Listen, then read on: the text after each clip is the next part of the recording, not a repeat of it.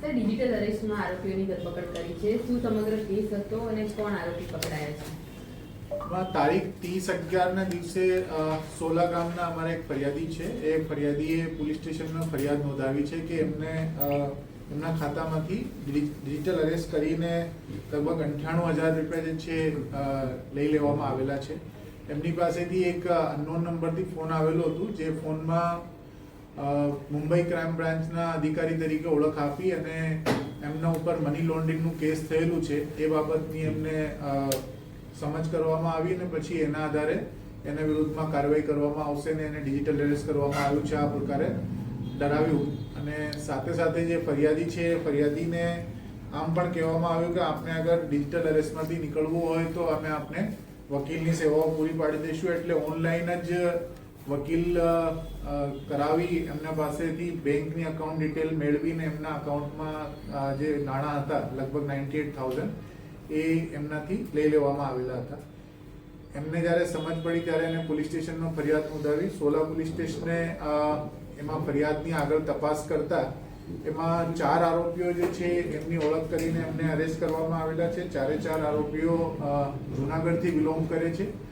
Basically આ જે આખો એમઓ છે આ એમઓ એની અંદરથી સ્પષ્ટ થયું છે. જે લોકો અત્યારે પકડાયા છે એમાંથી 2 લોકો જે છે પોતાના અકાઉન્ટ ભાડે આપનાર વ્યક્તિઓ છે.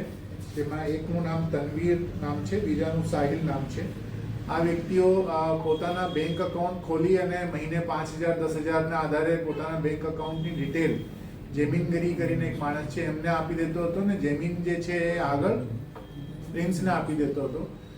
આ બધા લોકો આ જ જે કાવતરું કરવામાં જોડાયેલા છે. પ્રિન્સ જે છે આ આખા કેસની અંદર અત્યાર સુધીમાં માસ્ટરમાઇન્ડ તરીકે સામે આવેલું છે.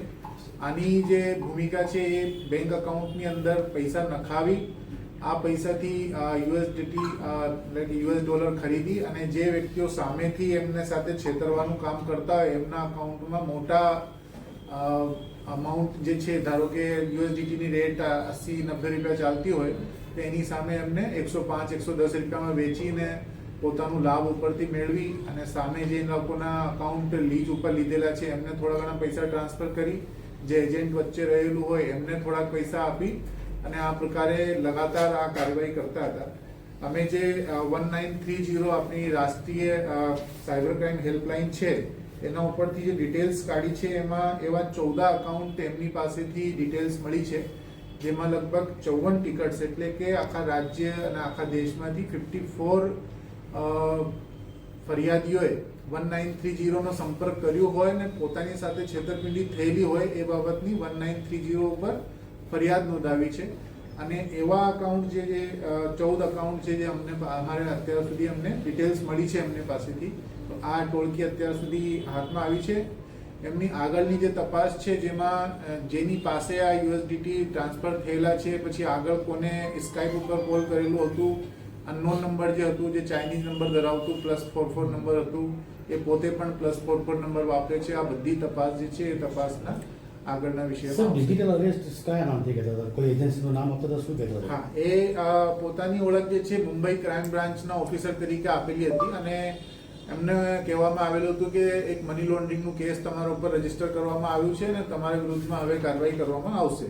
એટલે આ પ્રકારે બેવડાવીને પછી એમને કહેવામાં આવ્યું કે તમને ડિજિટલી અરેસ્ટ કરવામાં આવ્યા છે અને તમને એમાંથી છૂટવું હોય તો તમને વકીલની સેવાઓ લેવી પડશે. તો એ વકીલ પણ ઓનલાઈન જ એમને હાયર કરાવી આપ્યા હતા. તો એ સ્કાઇપથી જોડાઈને પછી એમના સાથે અકાઉન્ટની ડિટેલ શેર કરીને પછી એમના પૈસા ત્યાંથી ટ્રાન્સફર કરાવવામાં આવેલા હતા.